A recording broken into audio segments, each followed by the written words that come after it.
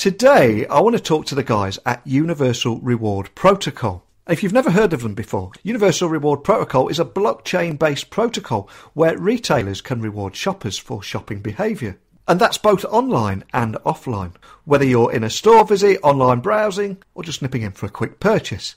By accepting to share shopping data with the network, a shopper can actually earn reward tokens while data is used by retailers to build redemption offers that best suit each customer's needs. And naturally, shoppers can then redeem their tokens through these exclusive and personalised offers. I've probably revealed far too much. I shouldn't have revealed so many spoilers, so I better keep my mouth shut and get him on the show today. So buckle up and hold on tight as I beam your ears all the way to Paris so we can speak with Lewis Million, CTO and co-founder of Universal Reward Protocol.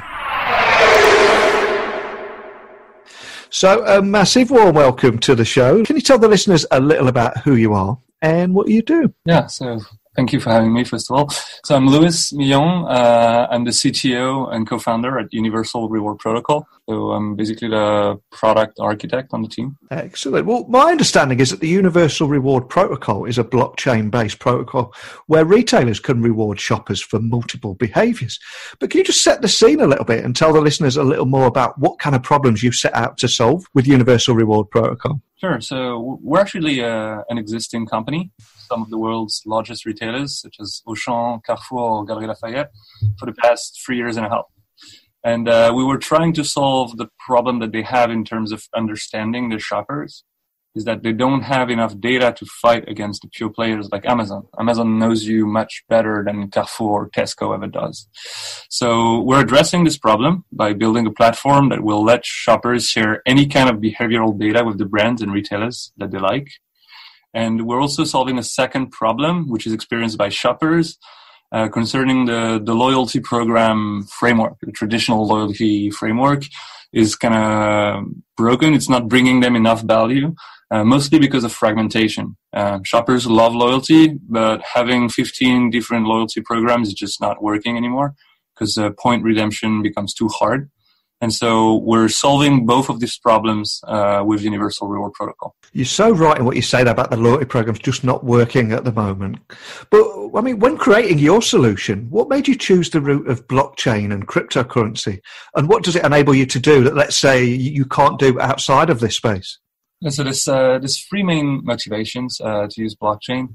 So as I said, we actually were a not blockchain company before, and we started looking into how to solve these two problems together. And blockchain seemed like a natural fit, first of all, for privacy reasons. So if you're going to build a system that lets shoppers share a lot of behavioral sensitive data with different brands and retailers, privacy is obviously going to be an issue.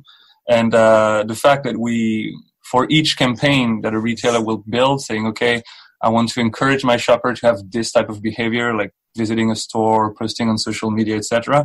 For each of these campaigns, we'll ask the shopper a specific consent, a specific opt-in, which will be stored on the blockchain. So the data itself, the sensitive data, is not posted on the blockchain for obvious reasons, but the opt-ins are, which gives the shopper a strong guarantee, a strong promise that the data processing and the data storage will follow